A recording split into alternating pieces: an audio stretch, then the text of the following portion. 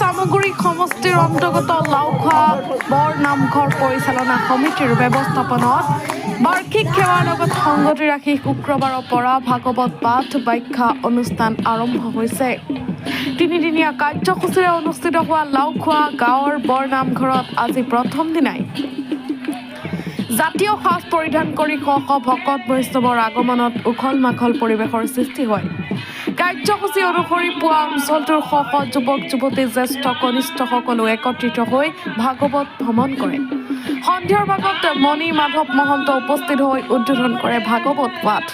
সম্পূৰ্ণ ধৰ্মীয় পৰম্পৰাৰে আধ্যাত্মিক পৰিৱেশৰ মাজেৰে কৰা এই ভাগৱত পাঠৰ শোভাযাত্ৰাত হৰি নাম কীৰ্তনৰ ধ্বনিৰে আকাশ বতাহ মুখৰিত হৈ পৰে। পুৱাৰ ভাগৱত শোভাযাত্ৰাৰ পতাকা উত্তোলন কৰে যুগল দাস বাপে। সন্ধিয়াৰ ভাগতো বন্তি প্ৰজ্বলন কৰে যামিনী দাসে। News desk report UNB news. আমাৰ ঐতিহ্যমণ্ডিত কলিয়াবৰখনৰ এক অংগ লাওখোৱা বৰনামঘৰত আজি মহাপুৰুষ শ্ৰীমন্ত শংকৰদেৱৰ আদৰ্শৰে পৰিপূৰ্ণ হৈ ইয়াৰ স্থানীয় ৰাইজক বিভিন্ন জাতি জনগোষ্ঠী ধৰ্মাৱলম্বী ৰাইজক আজি এই নামঘৰভাগি একত্ৰিত কৰিছে আৰু সেই নামঘৰভাগিতে আজি বাৰ্ষিক অনুষ্ঠান হিচাপে মহাভাগৱত পাঠৰ আয়োজন কৰিছে। আমি আশা কৰিম মানুহক আধ্যাত্মিক জ্ঞানে সদায় এটা পৰিচালিত মন দিয়ে।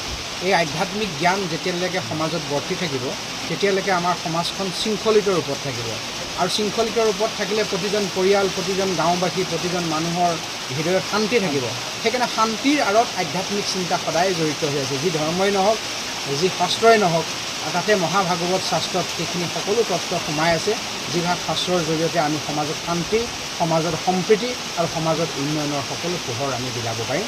সেইকাৰণে আজি ইয়ালৈ আহি নথৈ আনন্দিত হৈছোঁ।